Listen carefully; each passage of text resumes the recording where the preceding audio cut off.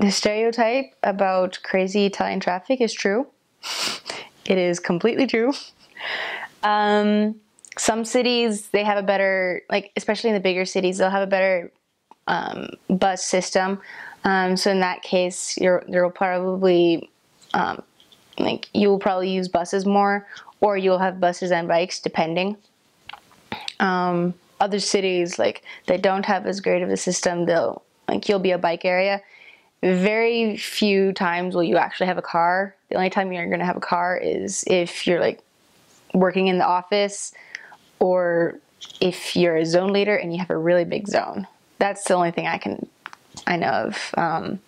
You know, about the time that I left, they started getting more cars. But for the most part, it's just walking, biking, and public transportation. Milano, like in Milan, there's, like, it's all public transportation, because they have a really great transportation system. Other areas, not so much. Safety tips: if you're on a bike, just be safe around traffic, because, like, look where you're going, everything. Make sure you wear your helmet. Don't be stupid, because Italian traffic is true. I remember, this didn't happen to me, but it happened to my companion.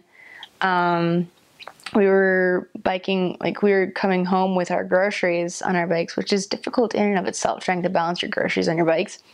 But, like, we were biking home, and my companion was here, and a bus was here, and they, like, were right there. And I was behind her. I was just like, did that really just happen? So, yeah, it kind of just, like, I feel like, don't worry about it, because God takes care of his missionaries. But at the same time, don't be stupid, because he only takes care of you if you're actually not being stupid. But he does take care of you. Like, there are very few rules that are actually different for sisters and elders, and I honestly can't remember what they are. But, like, usually it'll be, like, the sisters need to make sure that they're home at a certain time or whatever. I can't remember exactly what it is, but really, but the mission does provide a supplement to the White Handbook that we're supposed to study just as much as we study the White Handbook. So you'll be well aware of what your specific rules are. It's really the best way to avoid situations that could put you in danger is to follow the rules as closely as possible, because even if they're silly, like, you can't hold a baby, like, they are there for a reason, and it's to protect you and them, and like, being exactly obedient is what's going to make sure that you can be, like, that you can be 100% sure that the Lord is protecting you no matter what. Clothing wise, like, again, just follow the rules. Like, make sure you don't, like, it's, I don't know, for me, it's better to be far away from the line than to be, like, getting close to it for fashion.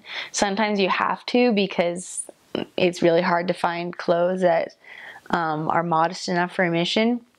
But, like, you should just always make sure that there is, like, when I was getting ready for my mission, my mom would always, like, tell me, like this is a little edgy. We don't want to be edgy, because, you know, yes, it's okay, but it's a little close. I would rather there would be no question whatsoever that it's okay.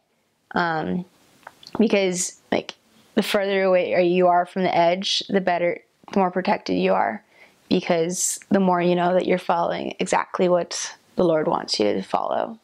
I would probably just say, like, don't be afraid to be yourself, because, like, especially, because I feel like, especially as sisters, we compare ourselves to, like, everyone. This sister does this so well. This person does this so well. I just, like, I can't do that. Like, I'm just not that great. But the Lord called you. He called that sister as well, but he also called you. So don't be afraid to be yourself, because the Lord made you who you were. He didn't make you this other person. And he gave you the gifts that you have for a specific reason. And like, working with members, that's not necessarily something you're going to do like as a missionary, more often than not, actually. But I felt that was what I need. That's what my calling was as a missionary, was to work with members. So just like, don't be afraid to be who you are. Like, always be true to yourself. Like, for me, it was really hard to talk to people that I didn't know. I was much better at teaching lessons and tracting. But like, no matter what you're doing, just don't be afraid to open your mouth, especially if you feel like you have something to say. Always be respectful for them, like for their beliefs, no matter what.